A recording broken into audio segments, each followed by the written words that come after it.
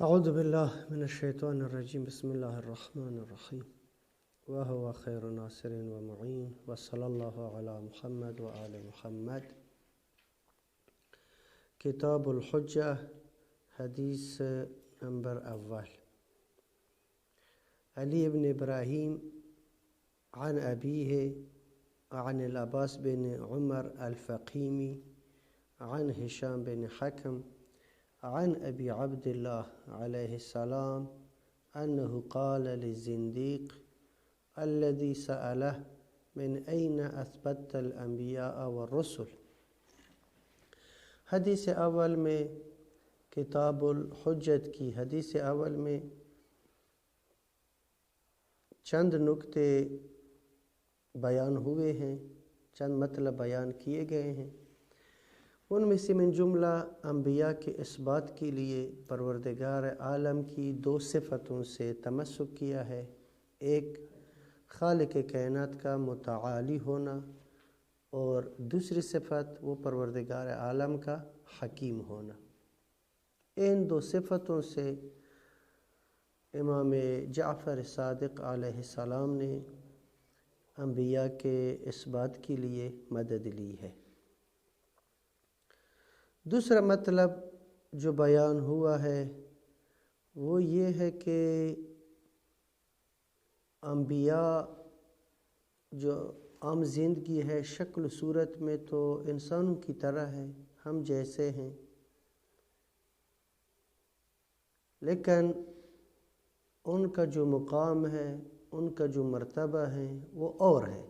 قرآن میں بھی یہ مطلب بیان ہوا ہے۔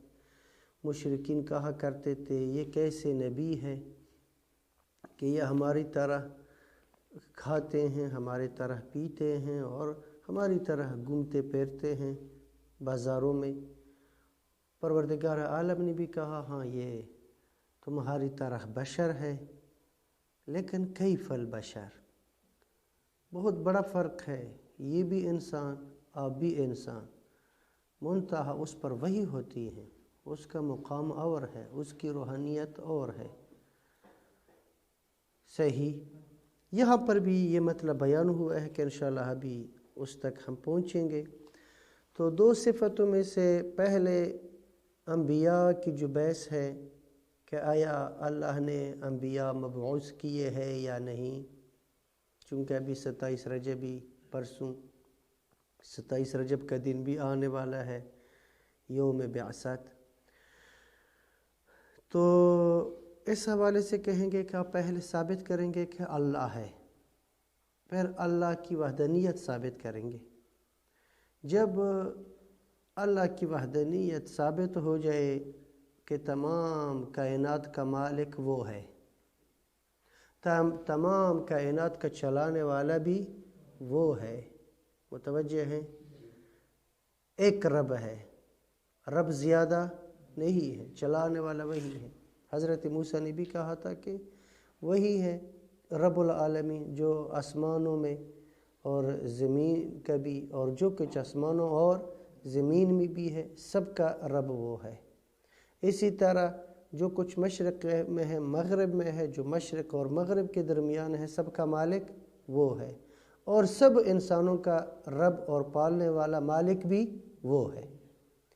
جب انسان یہ ثابت کرے عقلی دلائل سے کہ اللہ وحدہ لا شریک اللہ ہے، وہ رب العالمین ہے، اس کے بعد یہ ہے کہ آنکھوں سے اس کو نہیں دیکھا جا سکتا، وہ مخلوقات کی طرح نہیں ہے، لیس کمثلہ شیء۔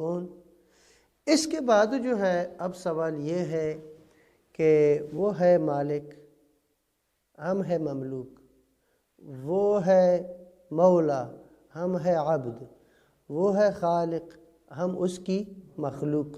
اگر ایسا ہے تو عقل کہتی ہے کہ چونکہ آپ بندہ ہے، آپ مخلوق ہے، آپ مملوک ہے، اپنے مالک، اپنے مولا، اپنے آقا اور اپنے خالق اور اپنے رب، وہ رب ہے اور ہم مربوب ہے، پالنے والا وہ ہے، روزی دینے والا وہ ہے۔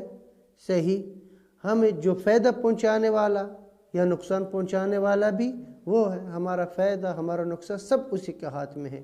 بیدک لا بید غیرک زیادتی و نقصی و نفعی و ضری۔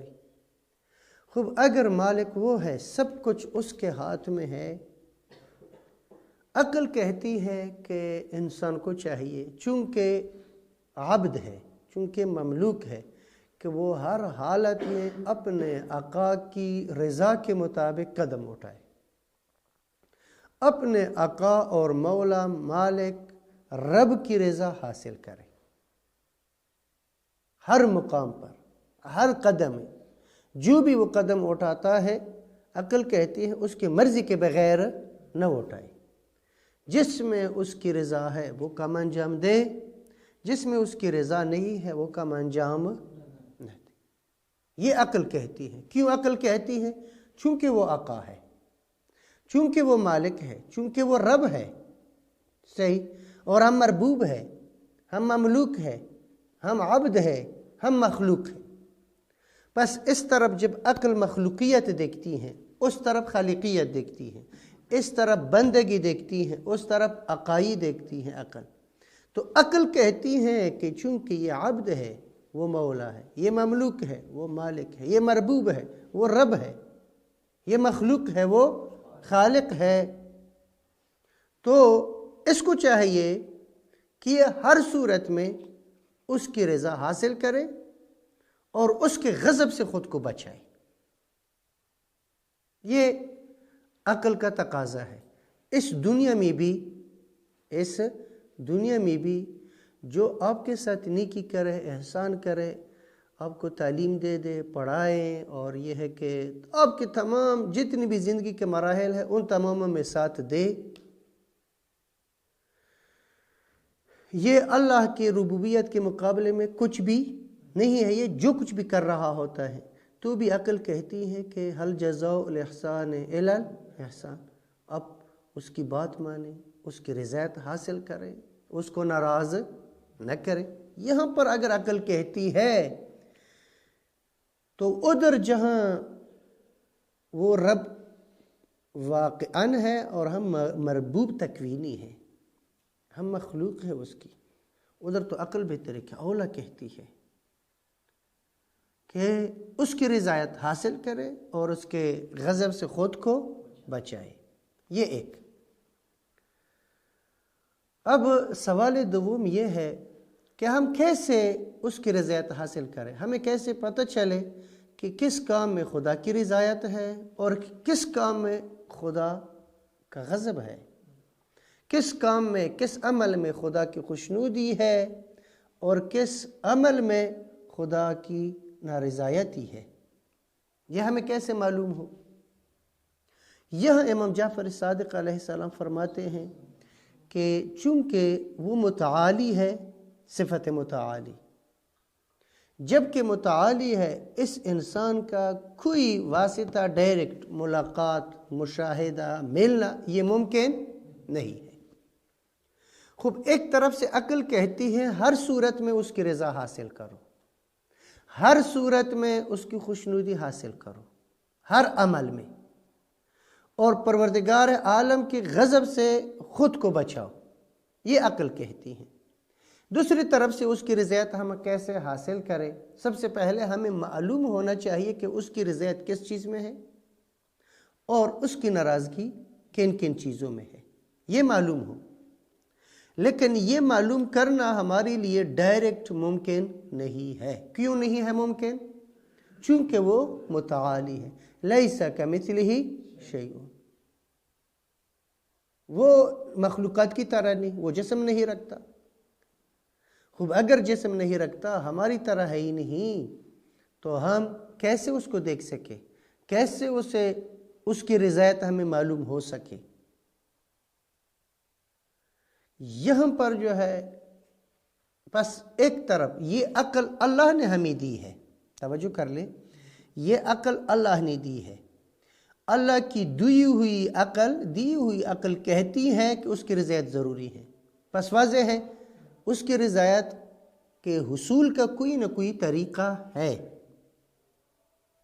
صحیح، چونکہ اللہ کی دی ہوئی عقل کہتی ہے کہ اس کی رضایت حاصل کرے۔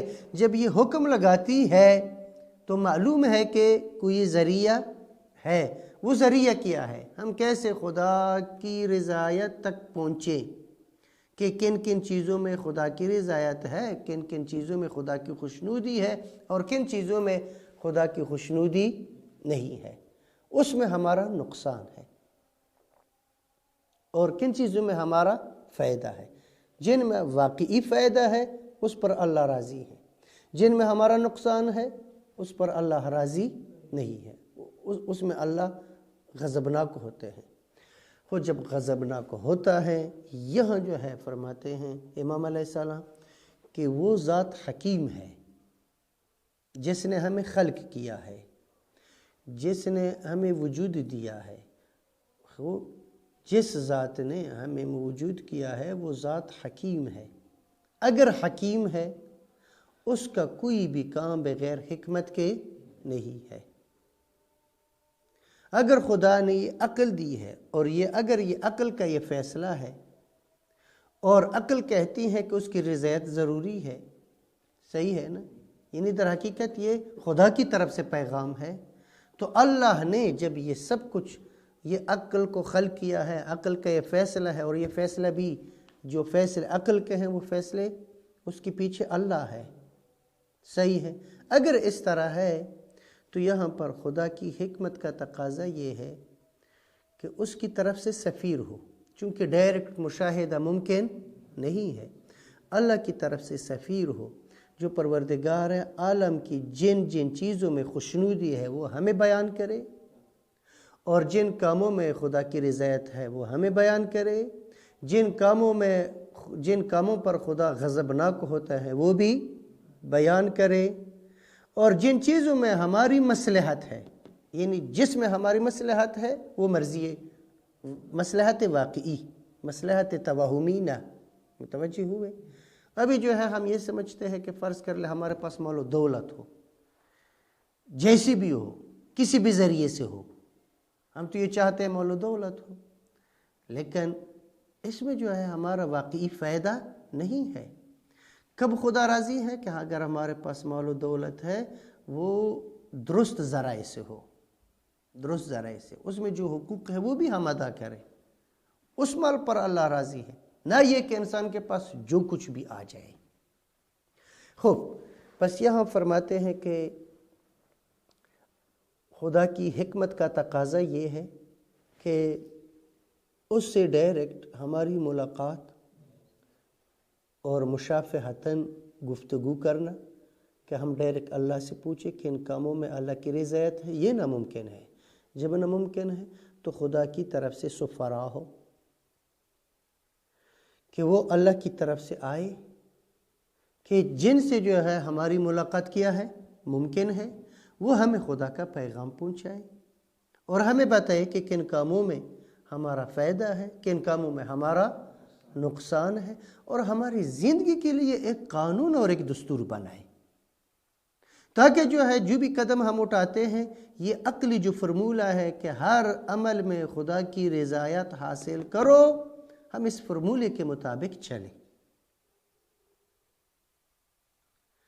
بس یہاں جو ہے یہ عقل کہتی ہے کہ خدا کی طرف سے سفارہ کا ہونا ضروری ہے، اور وہ سو جو اللہ کی طرف سے آئے لوگوں کی ہدایت کے لیے، ایسے لوگوں کو نبی، رسول، ولی کہتے ہیں، صحیح، جو اللہ کا پیغام لے کر آئے کن تک؟ لوگوں تک۔ کون سا پیغام؟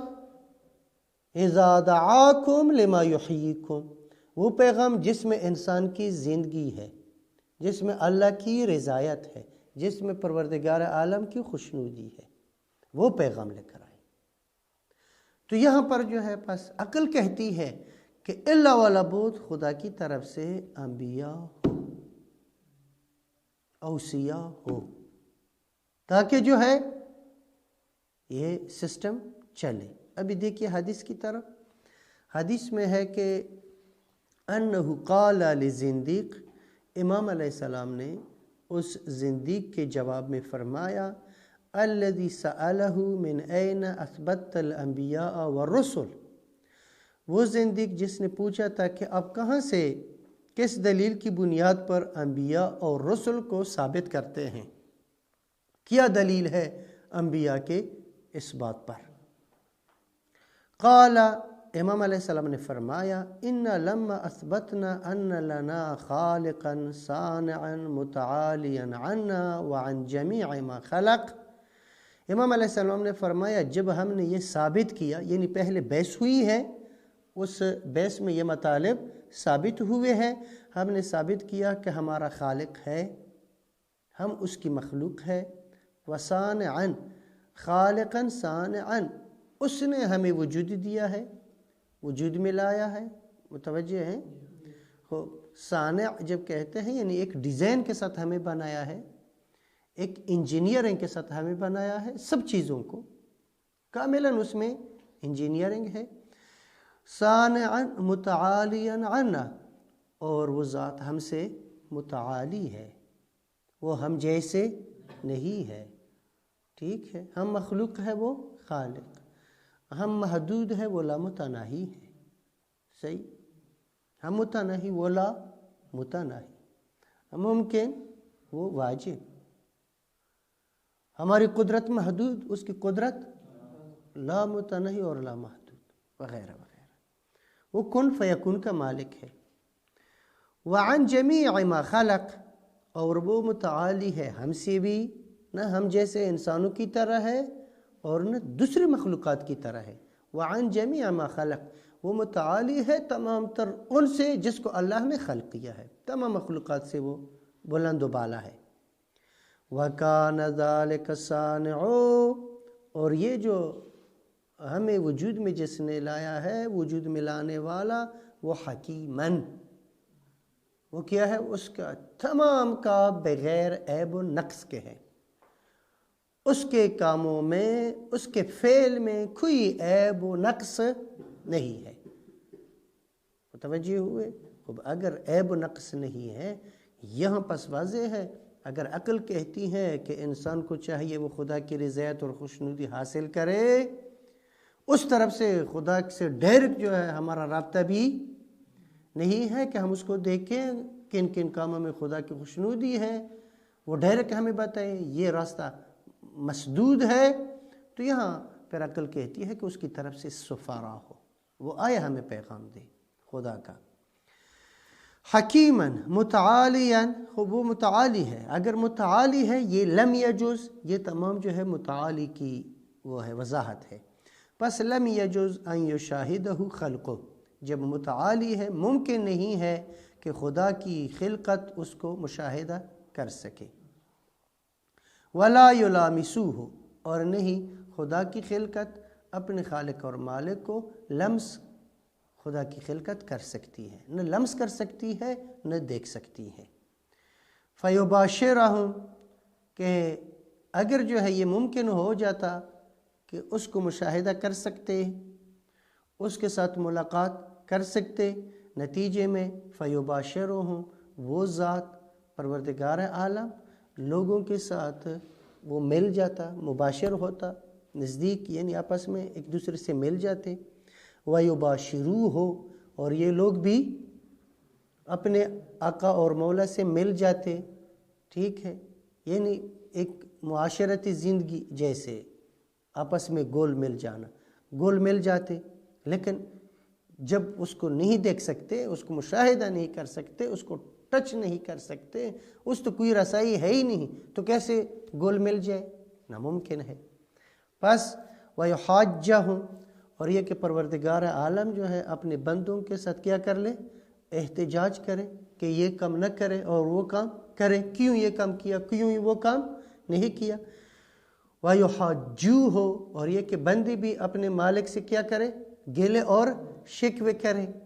اب یہ راست اس صورت میں ہے کہ اگر آپ پروردگار کو مشاہدہ کر سکیں، مشاہدہ ممکن ہو، لیکن اب جب کہ ممکن نہیں ہے تو نہ گل مل زندگی ممکن ہے کہ ہم گل مل جائے، اور نہیں جو ہے ایک دوسرے کے ساتھ احتجاجی گفتگو ممکن ہے کہ عبد جو ہے معافی ضمیر کو بتائے میں یہ کام کر سکتا ہوں، یہ نہیں کر سکتا ہوں، کن کن کاموں میں تیری خوشنودی ہے کہ ان کاموں میں تیری خوشنودی نہیں ہے، یا اللہ جو ہے اپنے عبد کو کہے اس کام میں میری خوشنودی ہے، اس میں خوشنودی نہیں، وغیرہ وغیرہ۔ بس اس طرف سے حکیم ہے، جب حکیم ہے ثابت ان لہ سفراء فی خلقہ،